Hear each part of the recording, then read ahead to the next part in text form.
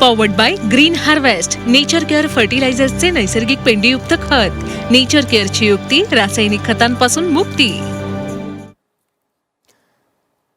कृषी क्षेत्रातील बातम्यांचा आढावा घेऊयात. पहिलीच बातमी नाशिकमधून. नाशिकच्या मालेगाव तालुक्यातील वडगाव येथील शेतकऱ्यांना SRT म्हणजेच विना नांगरणी तंत्रज्ञानाचा अवलंब करून मका पिकातून विक्रमी उत्पादन घेतलंय.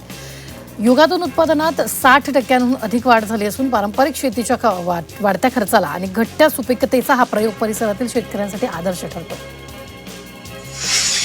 रायगड जिल्ह्यात बोंबलाची आवक वाढल्यानं मासळीचे दर घसरले. बोंबलाचा वाटा केवळ 50 रुपयांना मिळत असल्यानं ग्राहकांना दिलासा मिळालाय. स्वस्त मासळीमुळे बाजारात खवयांची गर्दी वाढली असून इतर मासळ्याचे दर कमी झाले.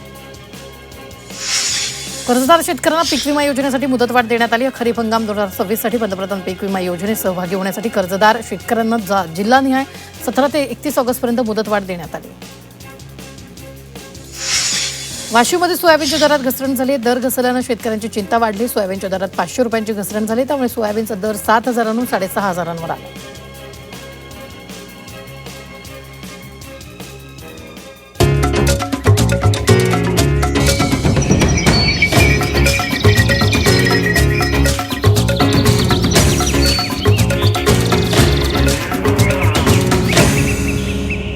पीक पाणी पॉवर्ड बाय नेचर केअर फर्टिलायझर्सचे ग्रीन हार्वेस्ट स्पेशल, नैसर्गिक पेंडीयुक्त सेंद्रिय खत.